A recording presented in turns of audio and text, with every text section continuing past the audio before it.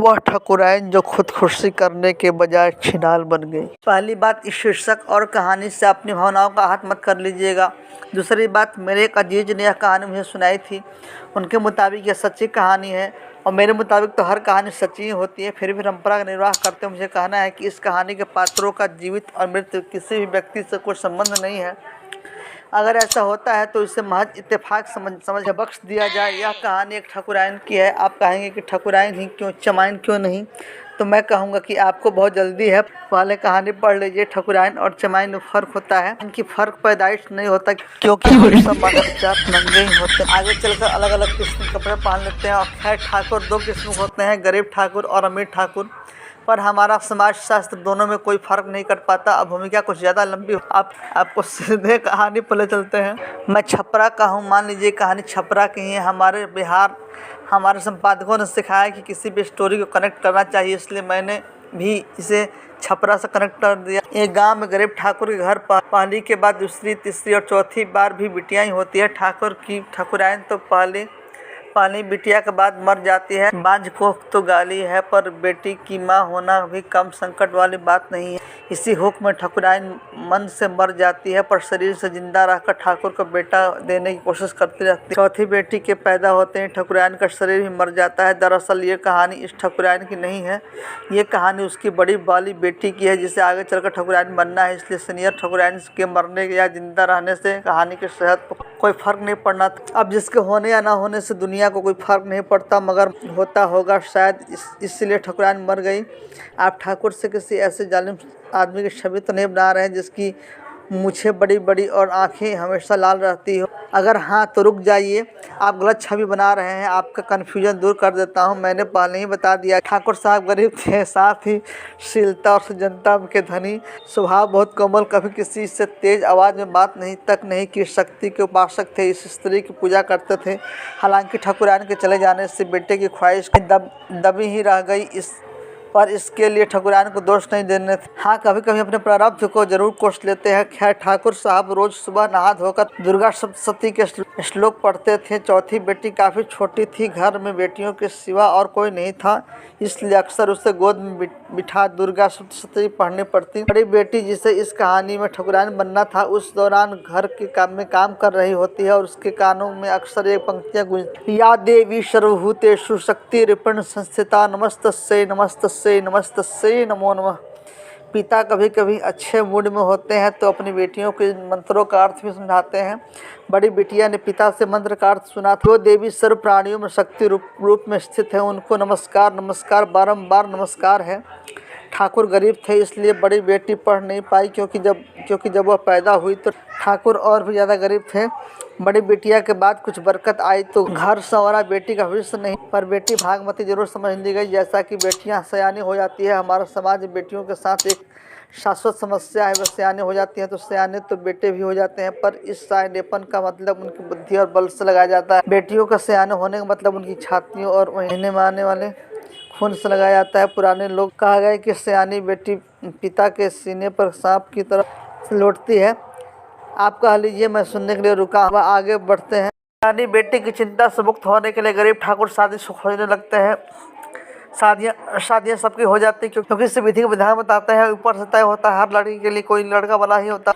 वह तो आज की जनरेशन है जो पता ही नहीं क्यों लड़की के लिए लड़की और लड़के के लिए लड़के की लड़ाई लड़ रही है। तब हर लड़की के लिए एक लड़का बना ही होता था। आप पहले ही जान चुके हैं कि ठकुराइन भागवती थी। संजोग देखिए कि गरीब ठाकुर की बेटी का रिश्ता एक अमीर ठाकुर के घर तय हो जाता है। इस कहानी में दो नए ठाकुर जुड़ेंगे, एक समधी ठाकुर जो बिल्कुल अपनी कल्पना से ठाकुर की तरफ रोबीले हैं, और दूसरे दामाद ठाकुर जो शहर में बैरिस्ट्री की पढ़ाई करते हैं और बैरिस्टर बनने से पहले ही खुद को बैरिस्टर समझते हैं। समधी ठाकुर को अपनी छोटी बेटी के लिए बहुत चाहिए थी। ठाकुर ने रिश्ता देखा, सोचे गरीब घर की लड़की ठीक रहेगी, अदब से रहेगी। रिश्ता तय हो जाता है। छोटे ठाकुर को शहर के पते से एक तार भेज दिया जाता है। तार में बड़े ठाकुर का आदेश था, घर जाओ तुम्हारी शादी है। छोटे ठाकुर को जिस वक्त यह तार मिला, उस वक्त ठंड का मौसम था। छोटे ठाकुर अपने प्रेयसी मिस मालिनी के साथ ब्रांडी पी रहे थे। गाँव से आया उनका नौकर उसके पसंदीदा से पनामा लेने बाजार गया था और बैकग्राउंड में रफ़ी साहब गा रहे थे, देखो रूठा ना करो बात नज़रों की सुन। हम आप गूगल की पीढ़ी वाले हैं, इसलिए आप सर्च करके बेजा मेहनत करें। उससे पहले बता दूं कि फिल्म तेरे घर के सामने 1963 गायक रफ़ी और लता मंगेशकर संगीत एस.डी. बर्मन। जाहिर सी बात है गाने के बोल के मुताबिक मिस मालिनी और छोटे ठाकुर के चेहरे के हाव भाव भी बदल रहे हैं। तार मिलने से कुछ देर पहले ही छोटे ठाकुर ने मिस मालिनी से वादा किया था कि दुनिया की कोई ताकत उन्हें जुदा नहीं कर सकती और वो जात पात जैसे दकियानुसी ख्यालों को नहीं मानते। तभी तार मिला। तार पड़ते ही छोटे ठाकुर का चेहरा उतर गया। मिस मालिनी ने चिंता से पूछा, darling is everything okay? Thakur के कांपते हाथों से तार छूटा।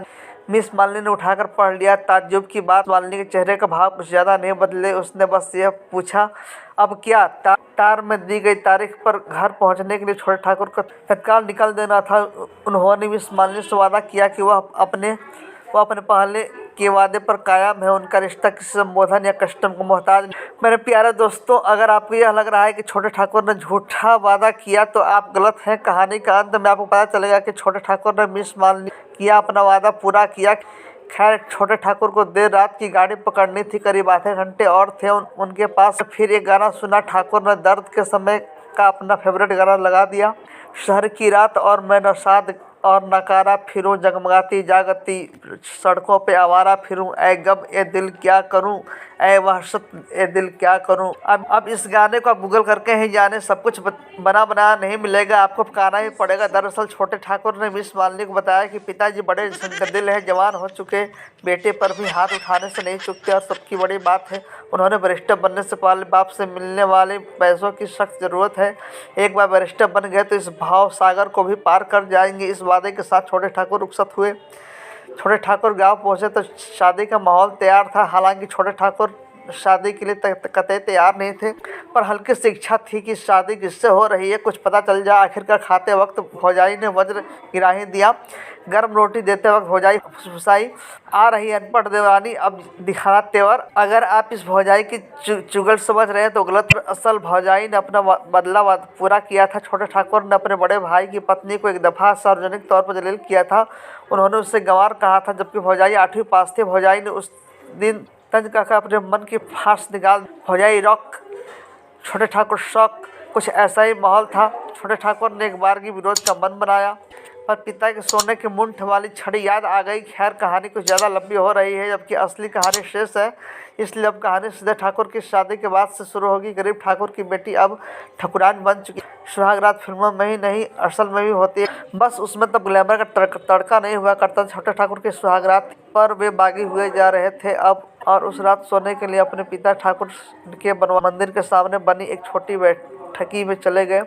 मंदिर गांव जाने वाले मुख्य रास्ते में ही था। पाठकगण इस मंदिर को याद रखें, कहानी में इसकी अहम भूमिका है। ठकुराइन रोज की तरह सो गई। सुबह बड़े ठाकुर घर में खखाड़ते हुए घुसे। कड़क कर पूछा, बबुआ अब तक सोकर नहीं उठे क्या? भौजाई ने एक बार फिर अपनी मन की फांस निकाली। बबुआ तो रात में मंदिर की तरफ चले गए थे, लौटे ही नहीं। वंडर हो गया ये तो। बड़े ठाकुर गुस्सा फूटा, शहर जाकर नामर्द हो गए क्या जनाब? कोई समझाया कि हम उन्हें समझाएं?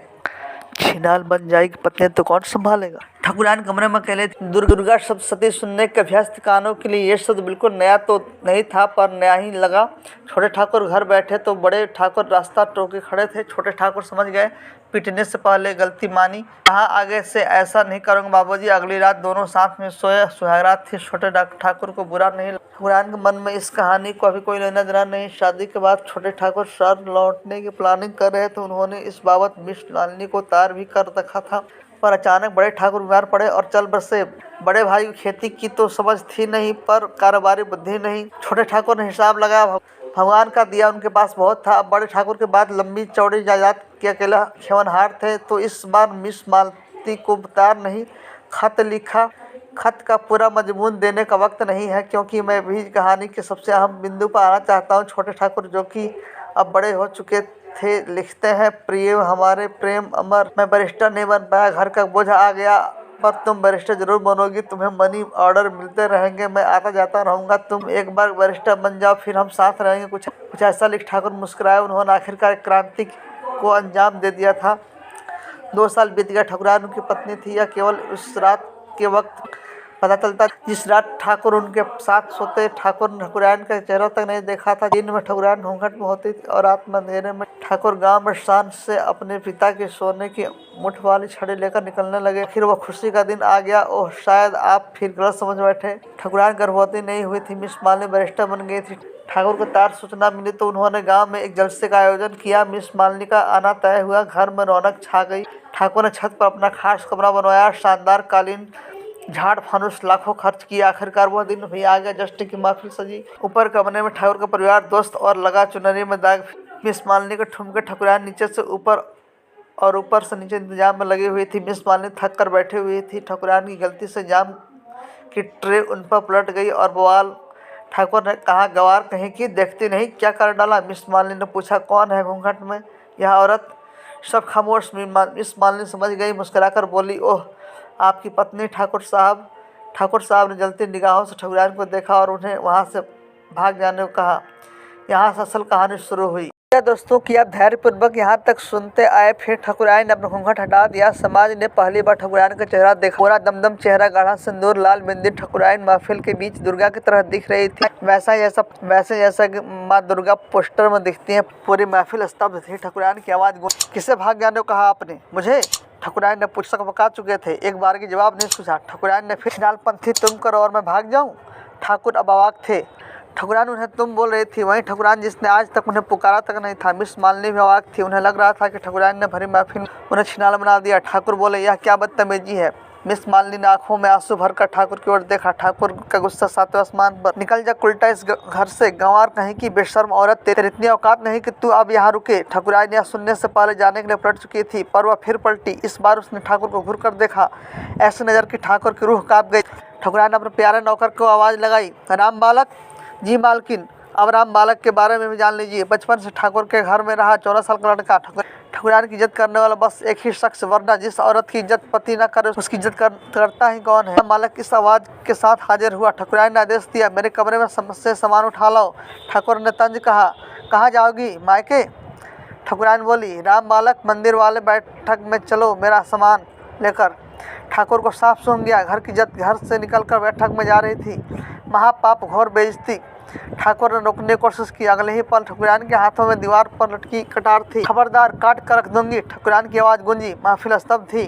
ठकुराइन बैठक में जम गई थी। फिर इसके आगे की कहानी आपकी भाषा में वियर्ड है। बताते हैं कि ठकुराइन उस बैठक से धंधा शुरू कर दिया। पैसा लेकर लोगों के साथ सोने लगी। ठकुराइन हर जात के लोगों के साथ सोने लगी। क्या चमार, क्या धोबी और क्या दुसाद। गांव में चर्चे आम हो गए। ठाकुर के घर से निकलना दुभर हो गया। ठाकुर इज्जत को कालिक पुत चुकी थी। उन पर कोई फर्क नहीं था। लोग बताते हैं कि ठकुराइन ने मरघट पर शौच साधना कर ली। बदनामी के हुक्म में ठाकुर बूढ़े होते जा रहे थे और ठकुराइन जवान। रोज सुबह मंदिर धोती और रात को धंधा करती। गांव में किसी को कुछ बोलने की हिम्मत नहीं थी, क्योंकि एक तो उनका नौकर राम बालक जवान हो चुका और लाठी भांजने में सीधा। दूसरा, ठकुराइन के बारे में यह कहानी प्रचलित हो गई कि इलाके के एक मशहूर डाकू का किसी न किसी रात उसकी बैठक में आना जाना रहता है। खौफ था, इसलिए ठकुराइन के खिलाफ उनके मुंह पर किसी के चू तक नहीं कसी। एक दिन राम बालक दरवाजे से आवाज़ लगाकर बोला, ठकुराइन हो ठकुराइन। अंदर की आवाज़ आई, क्या रे, ठाकुर मर गए? अंदर से आवाज़ आई, अच्छा चलोगी ना देखने? नहीं। अरे एक बार देख लो। नहीं तो देखा। राम बालक दाह संस्कार करा कर लौटा तो बैठक का दरवाज़ा खुला था। बैठक में सारा सामान मौजूद था, पर ठकुराइन नहीं। लाश मिली नहीं, इसलिए कह सकते हैं ठकुराइन ने खुदकुशी कर ली, या शायद अब तक मरी ही नहीं। अफवाह उड़ जाती है कि ठकुराइन अमावस की रात मंदिर में आती है। राम बालक से पूछो तो मुस्कुरा देता है। लोग कहते हैं कि पागल हो गया है। आप इसे ठकुराइन का बदला कहने के लिए स्वतंत्र हैं। मंदिर आज भी वहाँ है, बैठका भी वहीं पर है। आप चाहे तो ठाकुर के गाँव जाकर इस कहानी की तस्दीक कर सकते हैं, पर आप जाएंगे कैसे? मैंने तो बताया नहीं कि ठाकुर के गाँव का कौन सा था। आप सोच रहे होंगे कि उसकी पार्टी के बाद मिस मालिनी का क्या हुआ। आपको बता दें कि मिस मालिनी शहर लौट गई। वह बैरिस्टर बन चुकी थी और जहाँ भी है खुश हैं।